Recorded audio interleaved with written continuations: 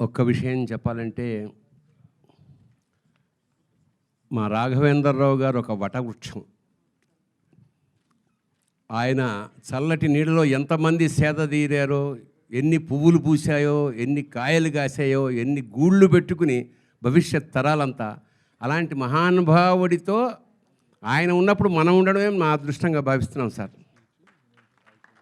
అలాంటిది మీతో కలిసి ప్రయాణం చేసి ఇన్ని దాదాపు జగదేక వీరుడు అతిశోక సుందరి లగాయతు ఇంతవరకు ప్రతి సినిమాలోనూ నేనున్నాను. మీ వాత్సల్యానికి నా కృతజ్ఞతలు జీవితాంతం నేను రుణపడి ఉంటాను సార్. ఇవాళ సర్కారీ నౌకరీ శేఖర్ కథ చెప్పాడు నాకు. ఇది చాలా ఆశ్చర్యం. ఎందుకంటే రాఘవేంద్రరావు గారి జానర్ కాదు ఇది. చాలా కొత్తగా, చాలా రియలిస్టిక్గా ఒక సమస్యని చాలా అది బోల్డ్ సమస్య, చెప్పుకోవడానికి వీల్లేదు.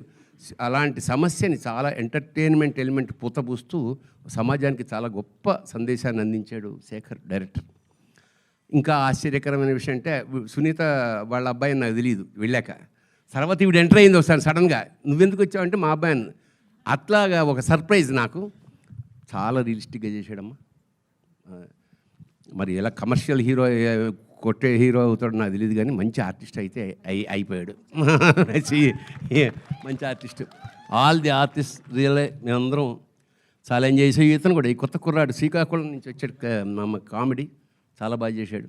సో ఇందులో అంటే నాకు ఇలాంటి సినిమాలు చాలా ఇష్టం. ఇలాంటి ఆర్ట్ సినిమాలు నేను చేశాను. ఈ వేషం చేయడం నాకు చాలా కొత్త కోణంలో చిన్న విలని యాడ్ చేసిన ఒక వేషం ఇది. సో ఖచ్చితంగా ఇది జనం ఆదరిస్తారని మనస్ఫూర్తిగా నమ్ముతూ శుభం భూయాత్ శివోహం.